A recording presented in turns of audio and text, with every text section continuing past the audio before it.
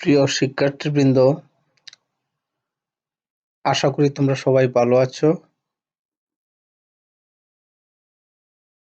তোমরা সবাই ঘরে আছো, নিয়মিত অনলাইন ক্লাস করছো। শহীদ স্মৃতি সরকারি কলেজ মুক্তাগাছা ময়মনসিংহ এর পক্ষ থেকে আজকের অনলাইন ক্লাসে তোমাদের সবাইকে স্বাগতম। আমি সহকারী অধ্যাপক হিসাব বিজ্ঞান বিভাগ, মুক্তাগাছা ময়মনসিংহ তোমাদের সাথে আছি। পাঠ পরিচিতি। শ্রেণী স্নাতক সম্মান প্রথম বর্ষ, ডিগ্রি পাস প্রথম বর্ষ, বিষয় হিসাব বিজ্ঞান, নীতিমালা, প্রিন্সিপালস অফ অ্যাকাউন্টিং। পাঠ ঘোষণা। আজকের পাঠের বিষয় নগদ প্রাপ্তি জাবেদা, যার ইংরেজি হচ্ছে ক্যাশ রিসিপ্টস জার্নাল। রিসিপ্টস বানানটা খেয়াল রাখবে, RECEIPTS, রিসিপ্টস জার্নাল, নগদ প্রাপ্তি জাবেদা। শিখন ফল। পাঠ শেষে শিক্ষার্থীরা নগদ প্রাপ্তি জাবেদা করতে পারবে, গাণিতিক সমস্যা সমাধান করতে পারবে। নগদ প্রাপ্তি জাবেদা, ক্যাশ রিসিপ্টস জার্নাল। খেয়াল করো, যাবতীয় নগদ প্রাপ্তি সংক্রান্ত লেনদেন লিপিবদ্ধ করার জন্য যে বিশেষ জাবেদা ব্যবহার করা হয় তাকে নগদ প্রাপ্তি জাবেদা বলে। অর্থাৎ কোনো একটা প্রতিষ্ঠান পণ্য বিক্রি করে টাকা পেতে পারে, কোনো আসবাবপত্র, ফার্নিচার, কলকবজা বিক্রি করে টাকা পেতে পারে, ঋণ গ্রহণ করতে পারে, সেবা প্রদান করে টাকা পেতে পারে। অর্থাৎ যে খাতেই টাকা পাক, টাকা পেলে সেই লেনদেনগুলো নগদ প্রাপ্তি জাবেদায় লিপিবদ্ধ করা হয়। এখন প্রশ্ন হচ্ছে, কেন নগদ প্রাপ্তি জাবেদায় লিপিবদ্ধ করা হয়? যদি লেনদেনগুলো নগদ প্রাপ্তি জাবেদায় লিপিবদ্ধ করা হয়, তাহলে লেনদেনগুলোর সঠিক হিসাব রক্ষণ করা হয় এবং লেনদেনগুলোর উপর একটা নিয়ন্ত্রণ প্রতিষ্ঠা করা যায়।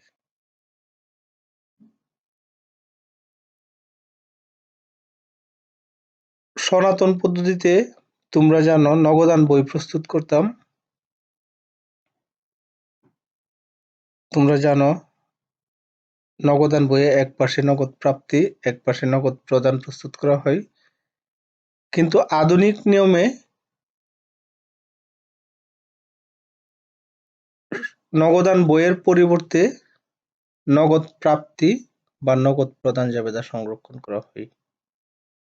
তাহলে এখানে দেখো সংজ্ঞাটাই, যাবতীয় নগদ প্রাপ্তি সংক্রান্ত লেনদেন লিপিবদ্ধ করার জন্য যে বিশেষ জাবেদা ব্যবহার করা হয় তাকে নগদ প্রাপ্তি জাবেদা বলা হয়। নগদ প্রাপ্তি সংক্রান্ত লেনদেন সমূহের সঠিক হিসাব রক্ষণ এবং এর উপর নিয়ন্ত্রণ প্রতিষ্ঠায় নগদ প্রাপ্তি জাবেদা একটি বিজ্ঞানসম্মত হিসাব কৌশল। বর্তমানে অধিকাংশ প্রতিষ্ঠান সনাতন নিয়মে নগদান বইয়ের পরিবর্তে আধুনিক নিয়মের নগদ প্রাপ্তি জাবেদা সংরক্ষণ করে থাকে।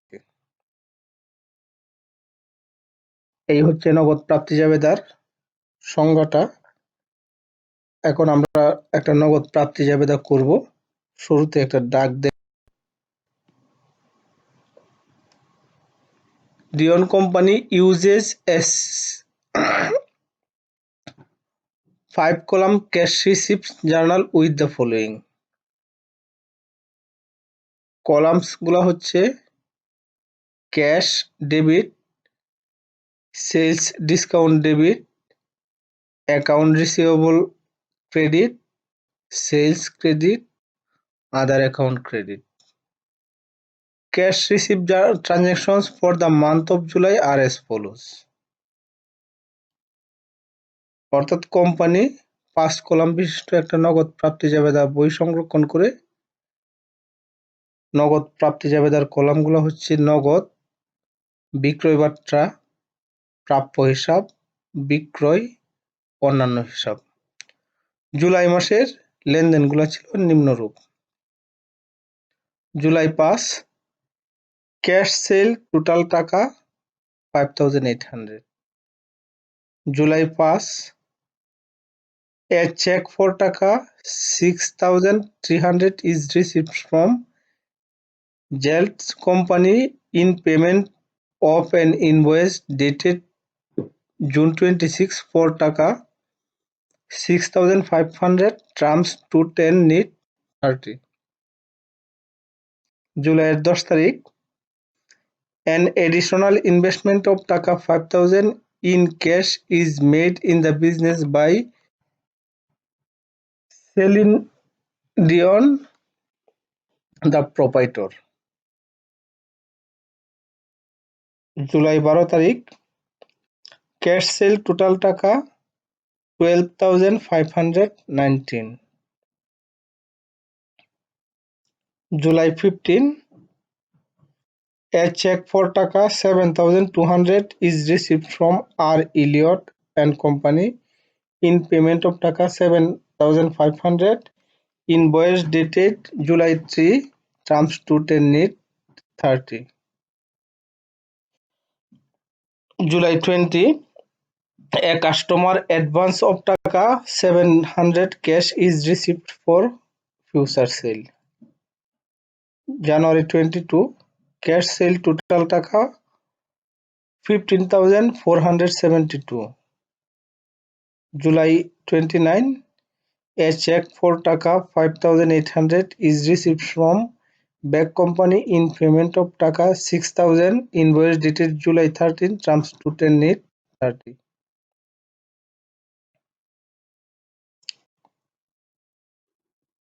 Instructions journalize the transactions in cash receipts journal। অর্থাৎ উপরের লেনদেনগুলো নগদ প্রাপ্তি জাবেদায় লিপিবদ্ধ করো। এখন আমরা দেখব নগদ প্রাপ্তি জাবেদার ছকটা। এই যে দেখো, শুরুতে date, accounts debited, reference, cash debit, sales discount debit, account receivable credit, other account credit, sales credit. জুলাইয়ের 5 তারিখ লেনদেনটা কি ছিল? ক্যাশ সেল অফ টোটাল টাকা 5800। অ্যাকাউন্টস ডেবিটেড, এই লেনদেনটাই দেখো, ক্যাশ ডেবিট, সেল ক্রেডিট। কলামের ঘরে ক্যাশও আছে, সেলও আছে, কাজেই অ্যাকাউন্টস ডেবিটেডের ঘরে সেল লিখলেও হবে, না লিখলেও কোনো সমস্যা নাই। তাহলে ক্যাশে লিখলাম, সেলে লিখলাম। ক্যাশ সেল অফ টোটাল টাকা 5800, নগদে বিক্রয় 5800 টাকা। লেনদেনটার জন্য কি হয়? নগদান হিসাব ডেবিট, বিক্রয় হিসাব ক্রেডিট। এই জন্য নগদের ঘরে গেল এবং বিক্রয়ের ঘরে গেল। জুলাই 9 তারিখ এ চেক, লেনদেনটা ছিল এরকম, A cheque receives from Jaitley company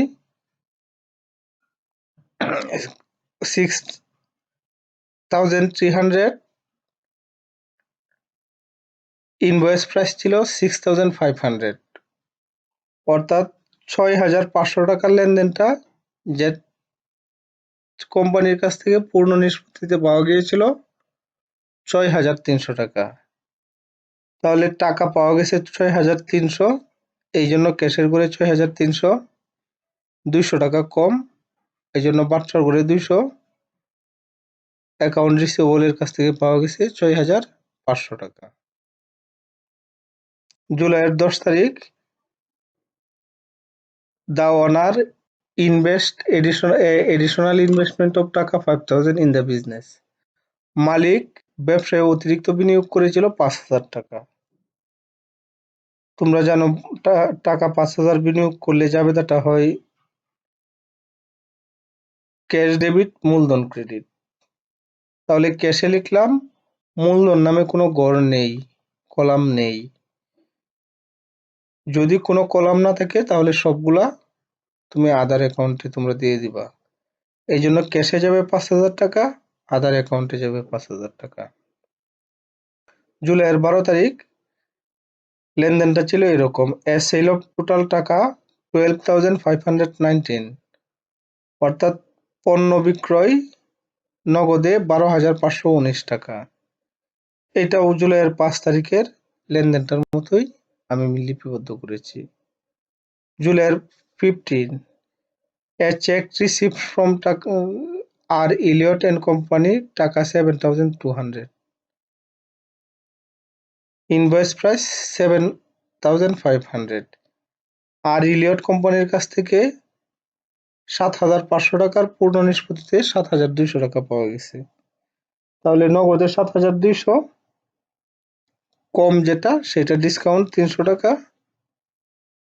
R Eliot and কোম্পানির দেনাদার প্রাপ্য হিসাব ছিল, এই জন্য তার গড়ে 7,500 টাকা।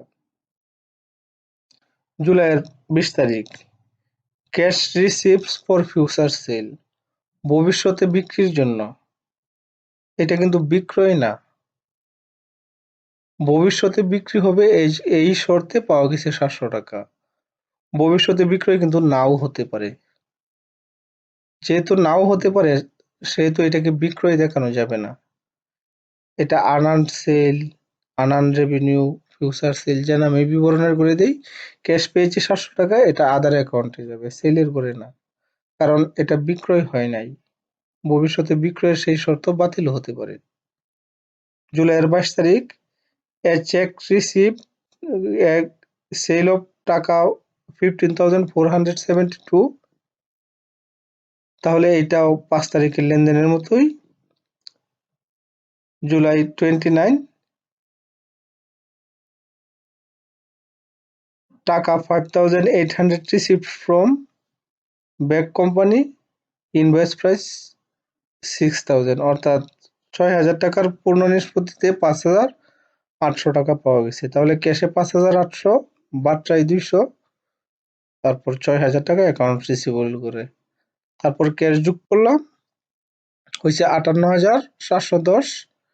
সেলস ডিসকাউন্ট 700, অ্যাকাউন্ট রিসিভেবলের যোগফল 20,000, আদার অ্যাকাউন্টের যোগফল 5,700, সেলসের যোগফল 22,701 টাকা।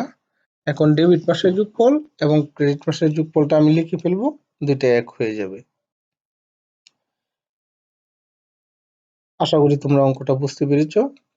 বাড়ির কাজ তোমাদের সামনে আমি উত্থাপন করলাম। প্রথম কথা হচ্ছে, এই অঙ্কগুলা কিন্তু বোর্ড অঙ্ক, অতীতে এসেছে বেশ কয়েকবার, তোমাদের সময় আসতে পারে, তোমরা একটু ভালোভাবে দেখবে। The Jahan Fuska Company had the following transactions related to sales and cash receipts in April 2014. জুলাইয়ের 1 তারিখ, ক্যাশ সেলস আর টাকা 1,07,000। জুলাইয়ের 3 তারিখ, goods sold on credit to জয় টাকা 30,000, ইনভয়েস নং 101। জুলাইয়ের 4 তারিখ, সোল্ড অন ক্রেডিট টু জিওনা টাকা 2,500, ইনভয়েস নং 102। 6 তারিখ, ক্যাশ রিসিভড ফ্রম জয় ইস্ট টাকা 28,500, ডিসকাউন্ট অ্যালাউড টাকা 1,500। জুলাইয়ের 7 তারিখ, ক্যাশ সেলস আর টাকা 1,07,750। জুলাই 10, ল্যান্ড সোল্ড টু লীলা কোম্পানি টাকা 60,000, কস্ট প্রাইস 55,000। জুলাইয়ের 12 goods sold on credit to Moa Brothers টাকা 13,000 invoice নং 103 July 14 cash sales are টাকা 1,06,000 July 19 cash received from Giona invoice nong 102 July 19 goods sold on credit to Joanna টাকা 1,000 invoice nong 104 20 cash received from Moa Brothers টাকা 12,350 discount granted টাকা 650 25 cash sales are টাকা 11,500 July 26 cash received from sales of scrap টাকা 2,000 July 30 goods sold on credit Nina টাকা 55,000 invoice nong 105 required cash sales journal cash receipt journal অর্থাৎ বিক্রয় জাবেদা এবং নগদ প্রাপ্তি জাবেদা করবে। তাহলে এই অঙ্কটা তোমরা করতে চেষ্টা করবে বাড়িতে।